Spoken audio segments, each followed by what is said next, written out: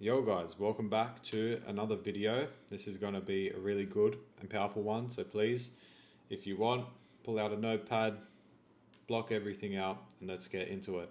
So you can see I got my mic set up here on my caffeine pill capsule box. I don't mind the janky setup. I'm trying to figure this stuff out whilst we go, but without further ado, let's get into the video, which is 3 habits that have been life-changing. Now, these habits have truly been life-changing for me, and we'll get into why, and I'll reveal them one by one. So these 3 habits have really helped me focus on life and improve on myself. So improve on myself, help journey, just improving my faith, improving what I'm doing in life, just being focused and really putting Jesus at the center of my life. Slowly, we're getting there. I'm not going to say I'm perfect, never will be perfect, but definitely aiming towards getting better. But before I get into everything, obviously I have my notes written down here so I don't just go on a yapping tangent and in typical Louis fashion, yapping about yapping. But anyway, what I'm about to say is by no means saying that I am perfect or condemning you on the other side of the screen. This is saying what has helped me, and honestly, this is a refresher for me that I need to hear as well. And if you ever want to have a chat, feel free to reach out to me on Instagram. Always happy to help people. That's the whole point we're doing this. So let's get into number 1, what has really helped me, which is Bible studies. So what I have realized doing Bible studies is the Word of God has had so much more meaning to it once I have actually studied on the words. And now I will release a video in the future how I do Bible studies, but it's a basic workflow of me sitting with the Word of God, being in prayer, being with a little bit of quiet worship music or silence, and really trying to understand it. And I do use ChatGPT as well, but it is important to note that with ChatGPT, you do not take it word for word. You understand what it's trying to say and you decipher it for yourself. So reading the Bible intentionally instead of back to front is something that has definitely helped as well. That kind of ties into Bible studies. So the way I have actually figured out, we have all these books in the Bible. Which ones do I actually read? So the ones that I read, I asked ChatGPT, and I have a chat room that I basically ask everything to. I'm not sure if you guys might have the same thing. If you do, I highly suggest doing what I'm about to say, which is according to our conversations together, what books of the Bible do you think will resonate with me the most in my life right now in terms of what I'm trying to do? And for me, that was things to do around discipline, becoming a man of God, becoming someone who's ready to be a father, all these things, right? And then it gave me Proverbs, Job, Psalms, and then the New Testament. So instead of reading the Bible from cover to cover and not really understanding it, you can more so intentionally read it at first. And then once you have intentionally read it a good few times, then you can read it cover to cover, try to understand it even deeper. But it is important to be intentional when you're starting. I can say that Bible studies and really deciphering the Word of God and writing down in the method that I do it, that I will bring to you guys. You don't have to do my method. And the way I do it, it really sits with me. I sit with the Word.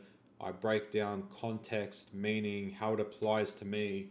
What does it reveal about God? Obviously, that one's a bit iffy because coming from ChatGPT and saying something you're revealing about God can be a bit iffy. But anyway, just really sitting with the Word. You can take words for face value, but then you go deeper and it really breaks it down and it tailors the advice to you.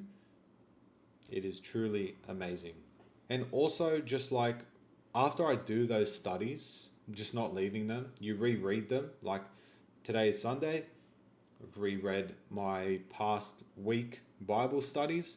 So they're not forgotten. And it actually jogged my memory. I'm like, oh, wow, I forgot about that one. Oh, yes, that is something I needed to be reminded of. For example, there was 2 Bible verses that I did a study on, which I can show you guys. It talks about disciplining your body, not giving into temptations. I was like, oh, I forgot that these verses actually went that deep and meant that behind the words at face value. And I gave into temptations. And to go off the back of that as well, memorizing those verses and using them when times of temptation strike you. Oh, yes, Luke 16, 10 to 13. Corinthians 9, 24 to 27. Yes, I can't do this. It's not to flex. It's not to go, yes, I can memorize the Bible. No, there is a reason the Word of God, the Bible, is called the armor of God, because it will protect you and you can use it in real life scenarios. Now that is the first one done, and the second thing is weekly implementations. Now what does weekly implementations mean? Now you can see on my whiteboard here that it says focuses of the week, doesn't say weekly implementations, but semantics. What it basically means is implementing 1 to 3 things a week. When you start, I would recommend doing 1 and really focusing on them. So next week, for example, my weekly intentions are to have my diet on lock, read 4 pages of the Bible, and no video whilst sleeping. Now you guys would have your own ones, and it can be small, but you want to just incrementally get better week on week. So basically you always want to write down your focus of the week and just make sure every day of that week you read it. You just look at what it is every morning and you say, today I will not fail what is here. Will you fail sometimes? Of course you will. Last week my focus was diet. My diet got better, way better, but it wasn't perfect. So this week it is locked in diet. And really, when you do the math on this, if you do 2 improvements per week, that's 104 things you have gotten better at in a year. And that is honestly amazing. If you keep these stacks going, just the compounding effect on it is amazing, because you will become a person that's just insane. And I can feel it happening to me. And I've been only doing it for a month this year. I cannot recommend doing it enough. I was doing it last year a bit as well, but a bit more loosely. And the thing is, even if half of those stick, you've improved 52 things in your life that you wanted to improve. That is not a bad thing. So it's better to have these things embedded into your routine rather than just trying to do 10 at once and achieving none of them. And that's why, like, when I think about it, I've failed 75 hard and other people have failed 75 hard, because you go in a state of not locked in and you're like, nah, that's it. I need to get locked in. 75 hard is the way to go. I'm going to do it. Everyone else can do it. Why can't I do it? The people who are good at doing 75 hard already have a pretty good routine. You cannot go from dopamine draining, doom scrolling, playing games to 75 hard. No. If you're someone like me that was playing games, not being focused, all right, this week, my one focus, 30 minutes max gaming per week and 6 hours of focused work. Good. The week after that, you could say no gaming and 7 or 8 hours of focused work. Just week on week, become better and better and focus on keeping those habits consistent rather than trying to implement 15 habits at once and none of them stick. That is really what I found to help me. Maybe you guys have a different approach. Maybe you got more discipline than me and you can do 75 hard. If you can, good on you, because it's something I've tried many times and definitely failed, but I feel like I'm getting to a spot in my life where I can definitely achieve a challenge like that. And that's where weekly implementations are getting me. I'm getting that 1% better every week. Stacking, I'll be a lot better by the end of the year. And really what I've found is that these habits just naturally carry over. So for example, doing something like 10K steps. That was a habit I made sure one of the weeks, which was last week, technically this week, I have to hit 10K steps every day, no matter what. 10K steps. Now it's embedded in my routine and it will carry over. It's 3 blocks of 20-minute walking on my walking pad. And I know during the day I'm going to hit 4,000 steps because 1 hour of walking is about 6,000 steps for me. And then I know I'll hit 4,000 steps. And now it's just embedded in my routine. And now it's going to carry over. Cool, I can hit 10,000 steps easy now. So that is the second one. Before I yap too much, let's get on to the third one, which is very important and the most helpful. Well, I'm not going to say the most helpful. Number 1 is probably the most helpful, but silence. Number 1 was the reason I figured out I needed to have silence, which was Bible studies. This one might sound weird to people, but it's insanely helped me, and that is not an understatement. And when I say silence, I mean putting your phone away In between work blocks, don't go on your phone, don't doom scroll. Maybe check if you've got messages from family members, have a quick look, put it down, and just walk around for 10 minutes. No phone, no YouTube, no music. Your thoughts, silent. Read, stretch, do something that is not dopamine draining. I have found this has helped me. I don't even know how to put it into words. Just being silent. So many things have just gone out of my life. Like being silent, I've been doing it for about 3 weeks now. I have zero interest in playing games. I have zero interest on going on my phone, on Instagram, on Facebook. I'm focusing on me and I'm focusing on God. And I find that I go in silence, I just start praying. I'm just more thankful. I'll do something productive. I'll clean the house a little. Just something that is not wasting my time. Now, that isn't to say that 24/7 you have to be some locked in monster, because we are human. But really, it's just allowed me more time with God, allowed me more time to just sit and think in my thoughts. What do I want in life? What am I going to do when I have kids? What am I going to do when I get money? Think about the Bible studies I have. Think about the Bible verses I've tried to memorize. Why am I memorizing it? Why am I doing anything that I'm doing? These thoughts naturally occur in your head once you start just being silent. So I've been so much more intentional with my time. Doom scrolling is completely gone. There's no need for external vices. Like I said before, no feeling for gaming. And work actually becomes quite fun. I'll sit down, right, time to lock in, achieve my goals, and do this for myself, for God, for those around me. There's so many good reasons for me to do it. Am I 100% motivated all the time? No. That is not what I'm saying. But I sit down, all right, start a timer, 60 minutes. I'll put it on my laptop and you'll see it. If you have a Mac, it's at the top of the screen. You see it count down. My phone's gone. And there's a really good setting on your phone, guys, that you can do. Let me just unlock my phone. You can see here, it's like a black and white filter. It's less stimulating for you. Just a little of a side note there. But one thing that silence has actually alleviated from me is me feeling the need to watch a video to fall asleep.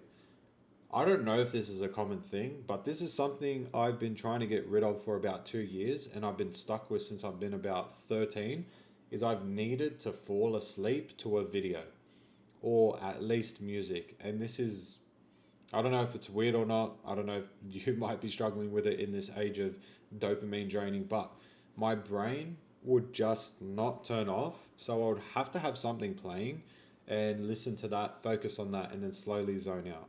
But now I don't feel that anymore. I don't feel the need to have to stimulate my brain to fall asleep. When I hit the bed now, I pray and I go, God, thank you for giving me a good day. Please help me rest, attack the day tomorrow if I'm lucky enough to get tomorrow. Thank you so much for the day. Help me rest deeply and have a good day tomorrow. And boom. I don't need external videos playing. It's just not a thing that needs to happen. And that's been a crazy thing that silence has brought me. In 3 weeks of trying to be silent, I have gotten rid of a habit of 10 years. A really hard habit that I've been trying to get rid of, just gone. 3 weeks of silence. I actually want no noise and I want quiet when I sleep now. And I feel like it's just because I'm more okay with my thoughts. I'm more intentional with my time. I'm not feeling every blank space with stimulation. My mind is okay and knows how to be quiet now, which is a very big thing for someone trying to do goals and achieve big things in business. So just like I said with the weekly implementations, for the 3 things I just said, I would try and do 1 a week. So don't leave this video if you are going to implement any of this, which is what I want you to do. These videos aren't just brain jerking. There's Bible studies, weekly implementations, and silence. Try 1 a week. That's all. Okay? If you're going to try 1 a week. If you want to just try 1 for 2 weeks, hopefully it sticks. And also in saying that, don't just go cold turkey. Like I was explaining before, going from ultimate dopamine doom scroller to 75 hard. It's not going to work. So with silence, for me, literally on my whiteboard, it slowly progressed. So at first, it was no phone before my spiritual block, which was Between the time I woke up, 6:15 to 8 a.m. No phone. Then it was no phone in between work blocks. Then it was just silence. It needs to progress. Don't just go from you're used to doom scrolling to I'm just going to do silence now. I'm just going to throw my phone out the window. No, you might be able to accomplish that. But there's so many times that I've tried to do things like that and it just hasn't worked. Talking from experience, make the slow progression and you will stick with the habit. So week on week progress, day by day progress, make today better than yesterday. It might seem slow, but it is better than trying 10 habits at once and none of them sticking for you. We've all previously done. Anyways, guys, that is the end of this video. I really hope that was helpful. And as you can see, I really have more of this energy. This is just literally God speaking through me, doing what I need to do, me becoming the man I need to become. I want to help more people. I want to help you guys. I've got nothing to sell. One day, maybe I'll make a free community, but people don't really listen to free things, but we can try. But really excited to see what the future holds. Now that I've been just getting rid of all, I'm going to say useless habits, there's been more time for me to sit down and think about what video should I make? What can I fill my time with on Sunday instead of doing things that are not good for me? How can I devote this Sunday to God? How can I devote my week to God? How can I devote my time better to God? And this is all learnings I want to take you guys through, because this has been 3 to 5 years of me fighting constant battles with myself. And if I can even help you guys shorten that by 6 months and you just learn my mistakes and just be a better person than I am, faster than I was, then this YouTube channel is a success. I'm really here to make an impact. I am not here for vanity metrics or anything like that. So to anyone that's made it this far, thank you so much for watching. I hope this has helped you. If you have any feedback, please let me know. Positive, constructive criticism, even if you want to just completely tell me off and say this was useless, feel free, go ahead. I'll take the L, I'll take the heat, and we can move forward. Anyways, guys, I hope you have a blessed week or day, whenever you're watching this. Thank you very much. Until next time.